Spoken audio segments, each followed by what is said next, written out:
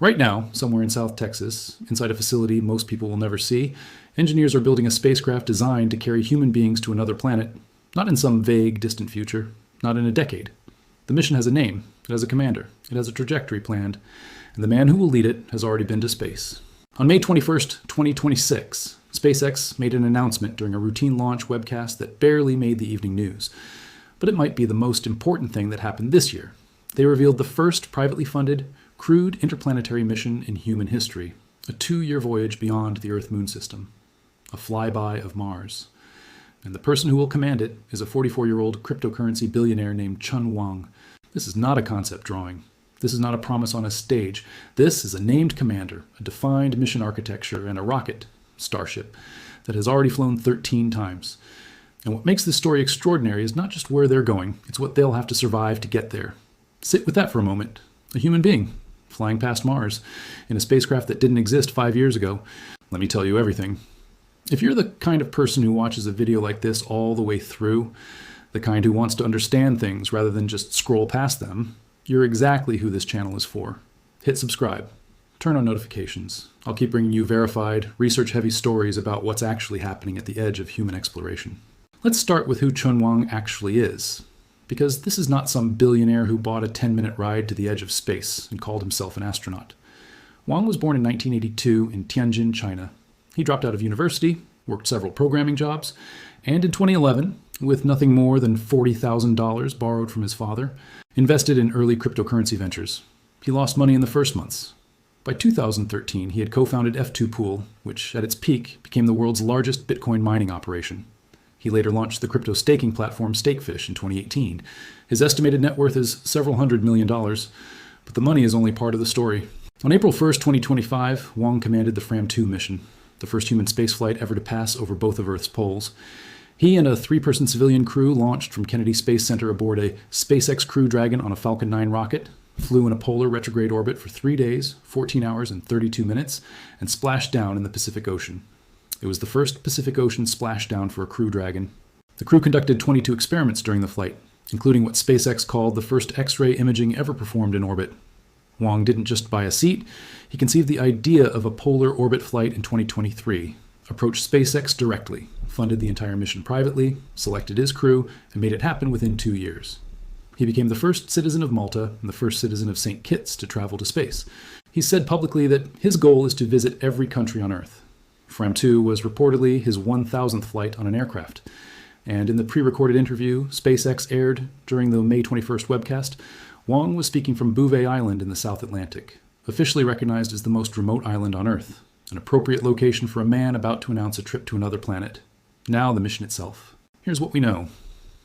During the countdown for SpaceX's Starship Integrated Flight Test 12, the first test of the redesigned version 3 Starship, the launch was scrubbed at T-minus 40 seconds due to issues with a water diverter, a quick disconnect arm, and a hydraulic pin on the launch tower. But during the webcast, SpaceX communications manager Dan Hutt dropped the real news. In a pre-recorded interview, Hewitt confirmed that Chun Wang will command Starship's first crewed interplanetary mission, a 2-year journey that flies beyond the Earth-Moon system, performs a flyby of Mars, and returns to Earth. SpaceX's official update on their website reads, Chun Wang, commander of the first human spaceflight mission over Earth's poles, Fram-2, will join Starship's first crewed interplanetary mission to Mars. A 2-year journey beyond the Earth-Moon system featuring a flyby of the red planet before returning to Earth. No landing, no orbit insertion at Mars. A flyby. But don't let the simplicity fool you. This would be the farthest any human being has ever traveled from Earth, by a factor of roughly 500 compared to the Moon missions. But before Mars, there's a stepping stone, and this is a critical detail most people missed. Prior to the Mars flyby, Wang will join Dennis Tito and his wife Akiko Tito on the first planned commercial Starship flight around the Moon. Dennis Tito, now 85 years old, was the first space tourist in history, paying $20 million to visit the International Space Station aboard a Russian Soyuz in 2001. In 2022, the Titos purchased seats on a Starship circumlunar mission. SpaceX confirmed that this week-long circumlunar flyby will bring the crew within 200 kilometers of the Moon's surface. Its purpose is specific: to advance Starship's systems for deep space long-duration missions. In other words, it's a dress rehearsal, a chance to test life support, thermal management, radiation monitoring, communication protocols, and every other system that must work perfectly for 2 years straight. No date has been given for either the lunar or Mars mission. SpaceX provided no timeline, and that ambiguity matters because the history of Mars mission announcements is littered with broken promises. So let's address the obvious question. Why should anyone believe this will actually happen? Because here's the thing. Every decade, someone announces they're going to Mars. NASA said it in the 1990s. George W. Bush said it after the Columbia disaster. And there's a cautionary tale directly relevant to this story. In 2018, Japanese billionaire Yusaku Maezawa bought the first commercial Starship flight around the moon, the Deer Moon mission. It was supposed to fly in 2023. He selected 8 companions. He waited and waited. In June 2024, he canceled the entire project. He said, "I cannot plan my future with stachta uncertainty." So what's different now? 3 things. First, the hardware exists. Starship version 3 stands 124 meters tall, 9 meters in diameter. 33 Raptor engines on the booster producing approximately 17 million pounds of thrust. The rocket has flown 13 times. The booster has been caught by the launch tower. The heat shield has survived orbital re-entry velocities. Satellites have been deployed. In-space engine relights have been demonstrated. When Maezawa signed up in 2018, Starship was a steel tube in a Texas field. Today, it's an operational vehicle iterating toward reliability. Second, the mission is privately funded and sequenced intelligently. Wang isn't jumping straight to Mars. He's flying the lunar mission first, testing the systems, proving the spacecraft can sustain a crew beyond low Earth orbit. Only then does the interplanetary mission follow. This sequencing dramatically reduces the risk of a cancellation. Third, SpaceX's financial position has transformed. The company generates an estimated $8 billion per quarter. Starlink has over 4 million subscribers. SpaceX no longer depends on NASA contracts or venture capital to fund development. They can afford to iterate and fail without going bankrupt. But let's talk honestly about the challenges. Because they are enormous. The single greatest threat is radiation. In deep space, beyond the protection of Earth's magnetosphere, astronauts are exposed to galactic cosmic rays. These are high-energy particles from supernovae across the galaxy, traveling at nearly the speed of light. They penetrate spacecraft hulls, they damage DNA, they increase cancer risk. NASA estimates that deep space astronauts receive roughly 300 to 900 millisieverts of radiation exposure per year, depending on solar cycle. Over a 2-year Mars flyby, that's potentially 600 to over 1,000 millisieverts total. For context, the average person on Earth receives about 3 millisieverts per year from natural background radiation. An ISS astronaut receives about 150 millisieverts in 6 months.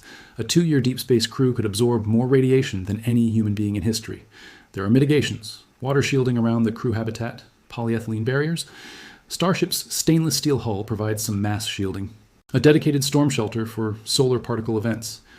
But against galactic cosmic rays, those relentless invisible bullets from dead stars, no practical shielding exists that can stop them all. The crew will accept this risk knowingly. That is what makes them explorers. Then there's the isolation. 2 years in a sealed spacecraft. The pressurized volume inside Starship is approximately 1,000 cubic meters, larger than the entire International Space Station. But the ISS rotates crews every 6 months. It receives cargo deliveries. It has near real-time communication with Earth. On a Mars flyby, communication delays stretch to as much as 24 minutes each way at maximum distance. Send a message to mission control. Wait nearly an hour for a response. In an emergency, you're on your own. The longest continuous human spaceflight was Valery Polyakov's 437 days aboard the Mir space station in 1994 and 1995. Still roughly 280 days shorter than a 2-year mission. And that was in low Earth orbit, with regular supply ships, with the knowledge that an emergency return was possible in hours. On a Mars flyby, there is no abort. Once you leave Earth's gravitational sphere of influence on a Mars-bound trajectory, you are committed. The laws of orbital mechanics do not allow a U-turn. You ride the arc all the way around and come home when physics says you can. And life support. The ISS Environmental Control and Life Support System, ECLSS, recycles about 90% of water and scrubs carbon dioxide from the air. But it requires regular resupply of filters, chemicals, and replacement parts. It was not designed to operate for 2 years without any external support. A Mars flyby life support system must work with essentially perfect reliability for 730 consecutive days. Air recycling, water purification, waste processing, temperature control, humidity management. Any single point failure could be fatal. Think about that. 730 days. No resupply, no rescue, no replacement parts arriving on a cargo ship. And yet, someone is going to do it. That's the remarkable part. Despite all of this, there's a named person who looked at these risks and said, yes, Who has the resources to fund it? Who has already proven he will personally fly on the missions he funds? And who is backed by the only company on Earth that has the rocket, the infrastructure, and the financial resources to attempt it? Wang said something during the May 21st announcement that captured the spirit of this mission. He said, "A lot of people are talking about landing on Mars, building cities on Mars. But let's start with a flyby. It will light the fire. It will ignite the imagination. And it will build the momentum." He's right. Before you build a city, you prove a human can survive the journey. Before you land, you fly past. Before you commit 1,000 people, you commit one crew. This is that mission. The first human beings to leave the Earth-Moon system, the first to see Mars with their own eyes through a window rather than through a camera lens on a robot. The farthest any member of our species has ever traveled from home. No date has been announced. It could be 2029. It could be 2031. Transfer windows to Mars open every 26 months, and Starship must first complete its orbital flights, its Starlink deployments, its lunar mission with the Titos. There are years of work ahead. But here's what's different from every Mars announcement before this one. The rocket is flying. The commander is named. The lunar dress rehearsal is planned. The company has the money. And the man at the center of it all has already proven, twice now, that when he says he's going to space, he goes. So here's my question for you. What do you think? Will this actually happen? Will Chun Wang become the first human being to fly past Mars? Or will this end up like Dear Moon, a beautiful idea that couldn't survive the gap between ambition and engineering reality? Drop your answer in the comments. I read every single one. If you learned something in this video, if it changed how you think about where we are in the story of human exploration, hit subscribe. Share this with someone who still thinks Mars is just science fiction. And turn on notifications, because the next video is going to be just as important. Thank you for watching. I'll see you in the next one.